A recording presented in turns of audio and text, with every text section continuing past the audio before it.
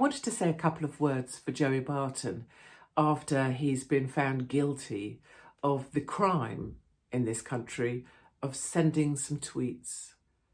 So Joey Barton, a former footballer, has been found guilty of sending grossly offensive messages from a certain period to a certain number of people.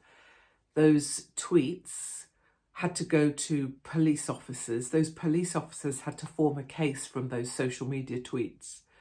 The police officers then had to send that case to the Crown Prosecution Service for them to consider whether it was a case that could be prosecuted, and they decided it could be. So the case then went to the courts in front of a jury, and the taxpayer had to fund a KC, the King's Counsel, to prosecute a case against Joey Barton about words that he typed on social media, and jurors found in 6 out of 12 of those counts that he was guilty of sending grossly offensive messages. He has to go back to court on the 8th of December to find out the sentencing.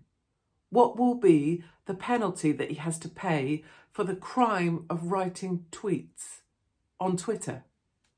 I mean, it sounds insane because it actually is. The court found, and I want to quote this, that he crossed the line between speech and a crime.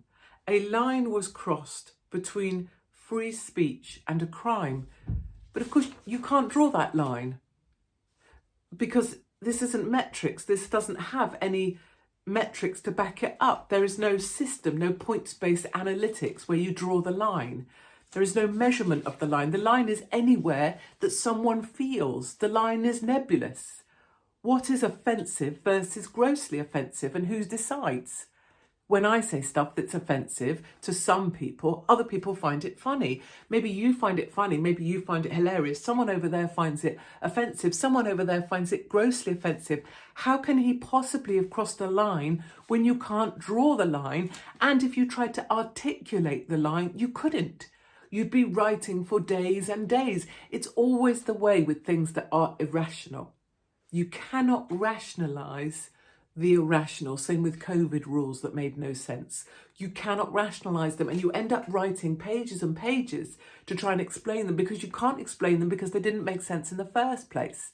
How can you possibly cross a line into crime when all you did was write a tweet? The second thing that's really important to me, and it's a big one that I've felt for all the decades that I had lawfare against me, is people will take pleasure in it. It's a really bizarre thing to witness.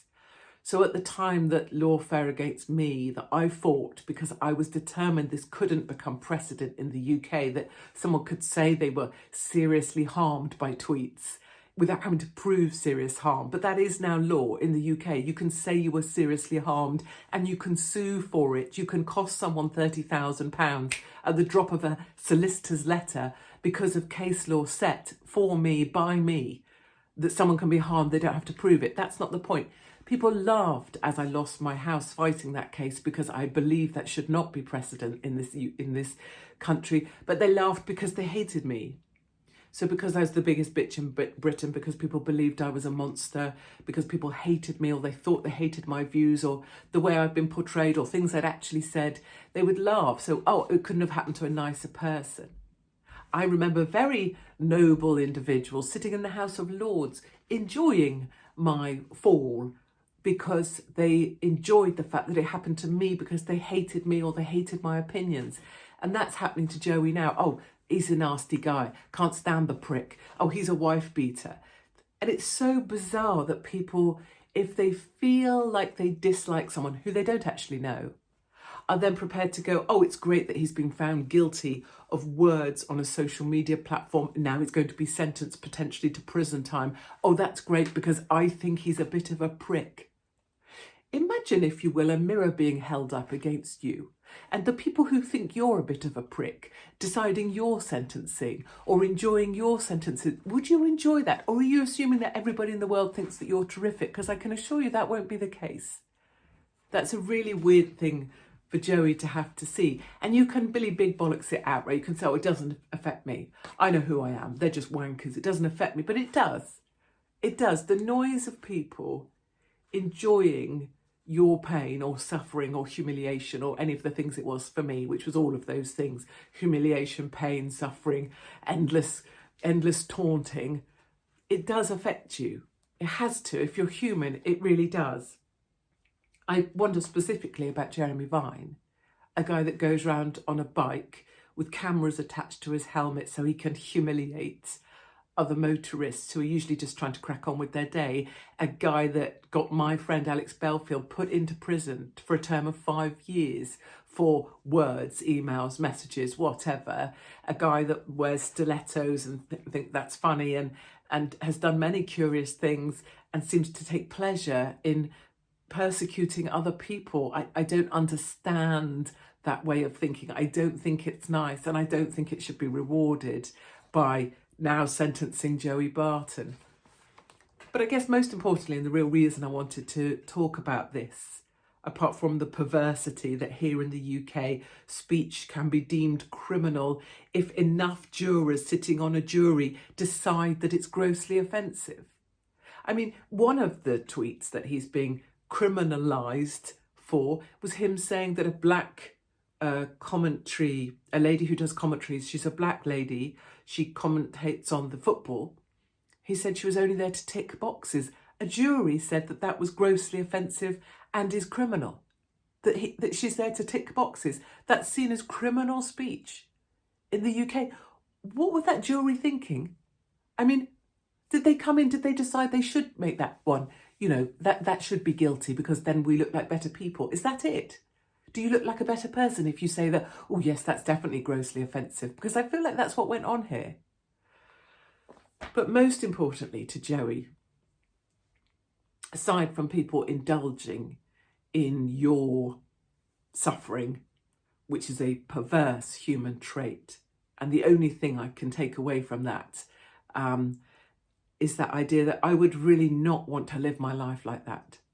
That's the only way I was able to cope with the volume of people indulging in my suffering, or losing my home, or losing everything, or going to IVA to forcibly nearly bankrupt myself to stop this chain of people coming to say that I had seriously harmed them with my speech. The only way I could stop that was by clearing myself of everything, clearing house of everything, no bank account, no home, no nothing. And the only thing I'd say about that is people that really enjoy that, enjoy your suffering, the only thing you can think is, imagine that being their life. Imagine how small and protected their lives are, that they can enjoy someone else's pain as the thing that gets them through. The thing that makes them feel better about their life is watching someone else suffer. I'm just glad that isn't where I get my joy from. And I also know that sort of person lives in fear of anything bad happening to them, which is why they keep their heads down, so they keep their public sector wage, they keep their pension. They have to spend their lives being small in order they can keep what matters to them, which is the most stupid of things, like a friggin' parking permit, but they indulge in your suffering because you lived your life big. And somewhere on the line, that does make sense, and it makes you understand that you're sitting in the right place.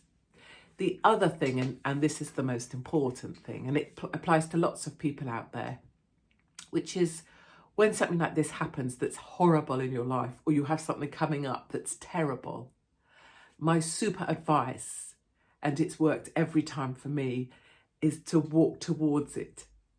So if there is pain ahead, walk faster towards it and then gobble it up. If there's a horrible thing coming, walk towards it with the sense of, go on then, go on. If it's like someone's about to punch you, walk towards that. If it's everybody clamouring for your guts in a weird puritanical pack because they're salivating over the fact you're going to be in court to be charged for the crime of words, walk towards that. Because the truth of it is, it's insanity that you're going to court to be given a sentence for words. It's insanity that a jury found you guilty of anything for words. It's insanity that it is possible to say that there is a line between speech and a crime when it relates to you calling someone a bite nonce or making a perfectly decent point about someone else. It's insanity. And you can't rationalise that. All you can do is walk towards it, gobble it up, know that you're dealing with utterly irrational behaviour on all sides. Know that people who claim to be your friend very often aren't. They just want filling up with how terrible it is for you. Don't fill them up. You know, many people, friends, they just want to be filled up like a fuel tank on a car. They want to hear how terrible it is for you. Don't fill those people up with your private suffering. Don't give them more gossip to go and spread. And finally, it's a commitment to yourself internally. I'll walk towards this pain. I'm going to take this. And when I'm ready, doesn't matter what that time period is, I'm going to get back up again. So whether that's having your skull sawn off, whether it's being fired from every job, whether it's losing your home or losing your family or being declared more or less bankrupt or seeing articles, people enjoying your suffering, the fall of Katie Hopkins, whatever it is, to Joey, I would say, remember that in time, in your own time, you will get back up. And those very little people, frightened of losing what tiny things they have in their life, will still be there, waiting for the next person to come along, whose pain that they can go on and enjoy. And I'm certain that ours is the side to be on, and I'm certain that if you wait long enough by the river, bodies of your enemies come floating by. And I've had the pleasure of watching Phil Schofield, all of the Moose Women, Holly Willoughby, so many heads of BBC, head of BBC News, Director General of the BBC. I'm having quite a lot of fun waiting by the river, Joey. So if you want to come join me here on the riverbank, we'll just wait for the next body to come floating by.